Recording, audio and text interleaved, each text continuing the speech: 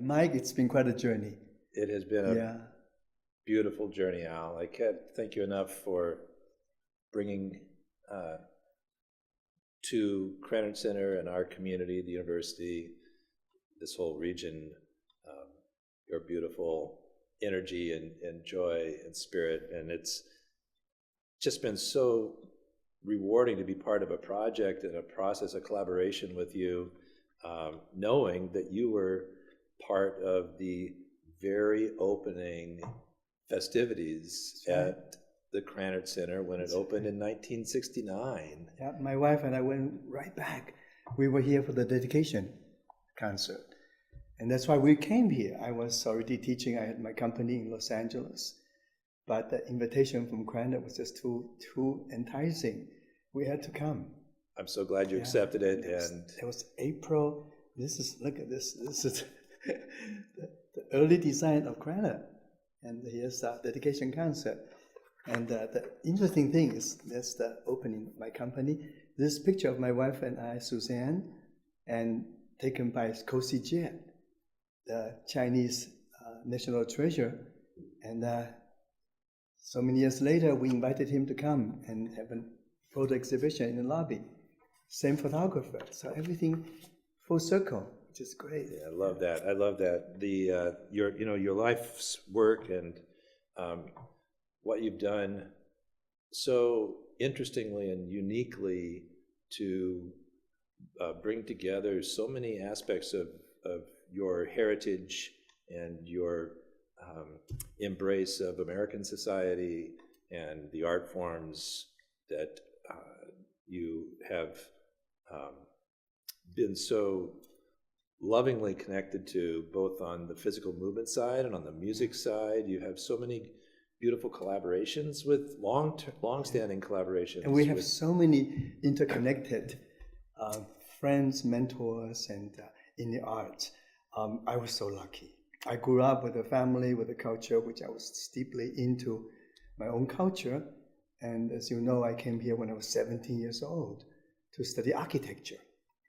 And through architecture, I loved to dance, and I became a dancer, and I gave up my architecture career. But everybody said, how could you give up a career and study? You earn a degree. I did work as 1 year as an architect, but the dance enticed me into the performing art, which was so much fun. So I decided I'm going to use my architecture as a dancer and not perhaps going back to drafting table. But I use my architectural background. Beautiful. As many of us, and you too, yourself, so many multi-background which sort of build to us to what we want to do. We follow our bliss, basically. You're just such a beautiful example, Al, of what's possible in one's life if you sort of stay true to your heart and your spirit. Well, I just been so lucky. I have mentors. I was always the right place, the right time. When I want to dance, and I had people who told me where to go.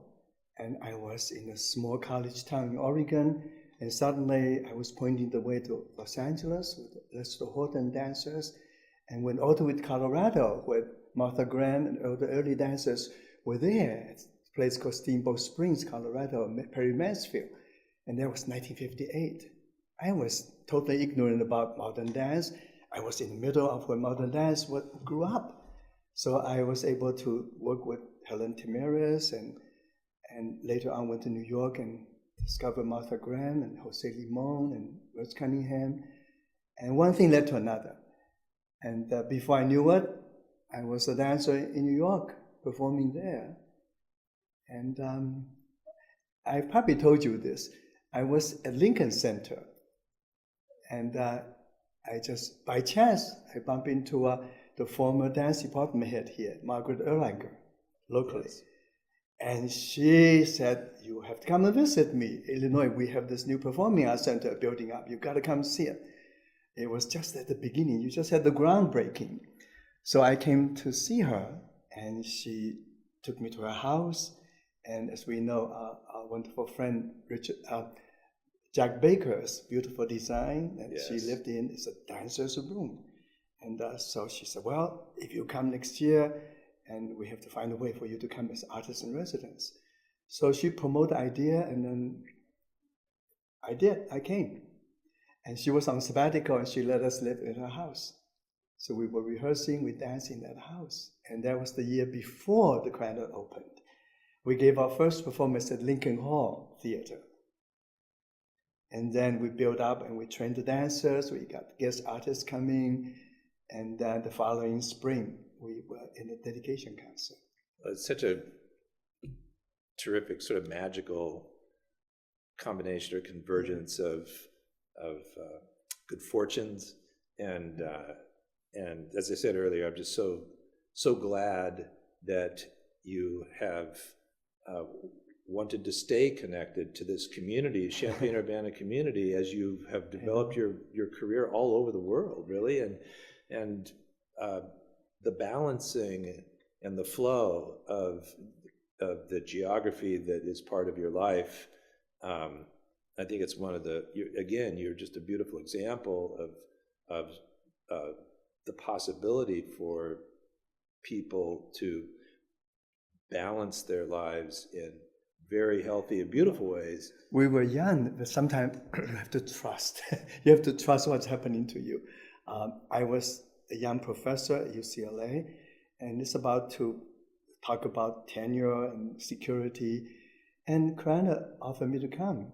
And I took 1 year of leave of absence, only 1 year, supposed to return. But after the 1 year, we had to stay.